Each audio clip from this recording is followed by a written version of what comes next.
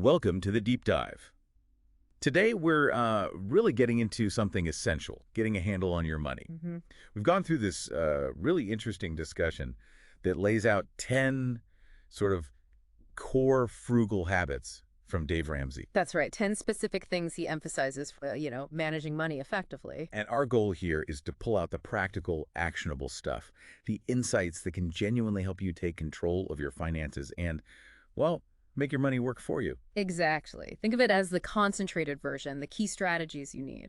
So if you're listening and feel like your money just kind of vanishes each month, Yeah. or if you're just ready to build that stronger financial base, maybe you feel a bit more secure without, feeling totally deprived, stick around. He's not making them easy to grasp. Right. Aiming for those aha moments, hopefully. Okay, let's dive in. Habit number 1, live on a budget. Seems obvious, maybe. But it's framed as the absolute foundation. It really is. Budgeting every single month. The power isn't just tracking where money went. It's about deciding beforehand where it should go. Ah, okay. So it's control, not restriction. Precisely. You're being proactive, making conscious choices about your priorities versus just reacting to bills as they come in. That makes a lot of sense. Intentionality. The discussion also brought up that phrase, act your wage. What's really behind that? It's about living within your current means, not just, spending less than you make now, but also resisting that temptation to inflate your lifestyle, assuming future raises will cover it. Right. Don't spend the promotion money before you actually get it. Exactly. Avoid that lifestyle creep. It can sink even people with good incomes. Okay, good point. So building on budgeting. Next habit mentioned is using a zero-based budget. How does that work exactly? Okay, so imagine you have your income for the month. The idea is you assign every single dollar a specific job. Every dollar. Every single one. Bills, food, gas, savings, debt payments, even fun money. You keep assigning until income minus outgo equals 0. So nothing's left unassigned. What's the big advantage there? Well, it means no money just kind of disappears into thin air. You know where every bit is supposed to be. Right. And the discussion really highlighted this. For a lot of people, doing this for the first time is like a huge eye-opener. Really? How so? They suddenly see, oh, wow, that's where all that money was going. Often it's small leaps, things they didn't even realize were adding up. I can see how that clarity would be, pretty powerful. Okay, habit 3 might sting a little for some. Stop eating out so much.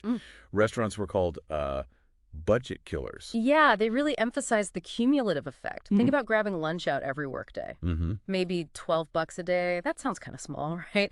But the example showed that adds up to like $250 a month. Whoa. $250 just for lunch. Yeah. Okay, yeah, seeing it like that. It puts it in perspective, doesn't it? And the alternative, obviously, is cooking more at home. Which saves money, clearly. Yeah. Any other upsides mentioned? Yeah, the source also touched on health. You control the ingredients, the portions, so it's often better for your wallet and your waistline. A double win. Makes sense. Okay, habit 4. Moves to bigger ticket items. Buy used cars. And drive them forever, basically. Cars are called wealth killers. That's pretty strong language. It is strong, but the point is about avoiding that massive, immediate hit of depreciation on new cars. Ah, the minute you drive it off the lot value. Exactly. That plus the typically higher payments and often higher insurance on new cars. The strategy is buy reliable used cars, pay cash if possible, and just maintain them really well for the long haul. So it's that steep initial drop versus the kind of slower, more manageable cost of a used car over time. Precisely. It's trading that new car smell for, well, financial freedom from big car loans. Gotcha. Okay, habit 5. This one makes people nervous. Negotiate and haggle. The discussion said it's super underutilized. Why do we avoid it? I think it's often a fear of rejection, or maybe just feeling awkward asking for a discount. Yeah, that sounds familiar. But the point made was, you should always ask, what areas did they suggest? Things like your cable bill, your cell phone plan. Okay, those make sense. And even, interestingly, medical bills. Really? Medical costs. You can negotiate those. Apparently, yes. It's worth asking about discounts, payment plans, checking for errors. The potential savings, especially there, can be significant. The discussion suggested the worst they can say is no, right? True. That's a good way to look at it. Okay. Habit 6 tackles impulse buys. Use the 24-hour rule. Sounds simple. Why does it work? Impulse buys are usually driven by emotion, right? That instant gratification. The 24-hour rule just inserts a pause. a cooling off period for non-essential stuff. It gives your rational brain time to catch up and ask, do I really need this or just want it right now? And often, after 24 hours, that intense want has faded quite a bit. Exactly. It's surprisingly effective at stopping those purchases you regret later, the ones that blow up the budget for no real long-term value. Okay, simple but smart. Habit 7. Sell stuff you don't need.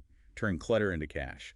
Examples given were like old guitars, clothes.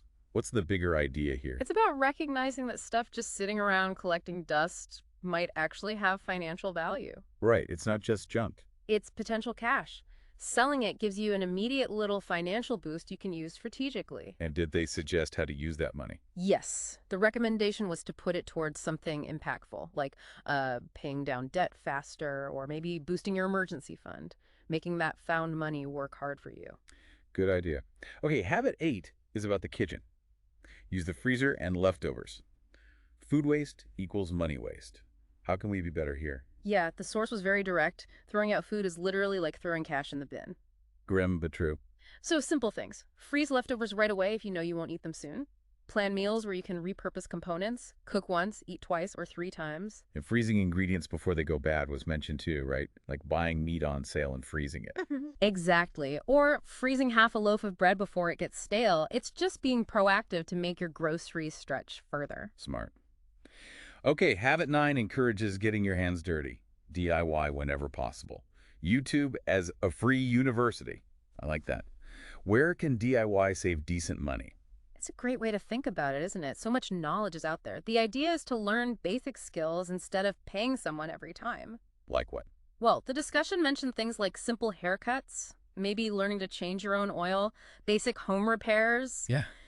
fixing a leaky faucet instead of calling a plumber immediately. Those little things can add up fast if you pay for them all. They really can. It's investing a bit of time to learn, and that saves you money again and again over the long run. Right. Okay, last one. Habit 10. Stay out of stores unless necessary. Basically, manage temptation. Why is this so important? Because retail environments, whether they're physical stores or online shops, are designed to make you spend money. They really are. The layouts, the sales, the ads. Everything. So this habit is about reducing your exposure. If you don't go into the store just to browse or scroll through shopping apps constantly, you're less likely to make those unplanned purchases. It's that old idea. If you don't see it, you won't want it, or at least you'll want it less. Out of sight, out of mind. Yeah. Or at least out of wallet. Yeah. Okay, so that's the 10.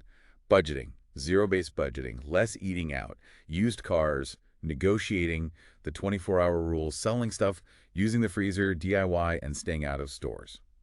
Wow. Yeah, it's a lot, but you see how they kind of fit together, right? It's a whole approach. Definitely. They build on each other. These aren't just like random tips. They form a real philosophy for managing money. Taken together, they really can create a powerful framework for getting control and, building a more secure financial future.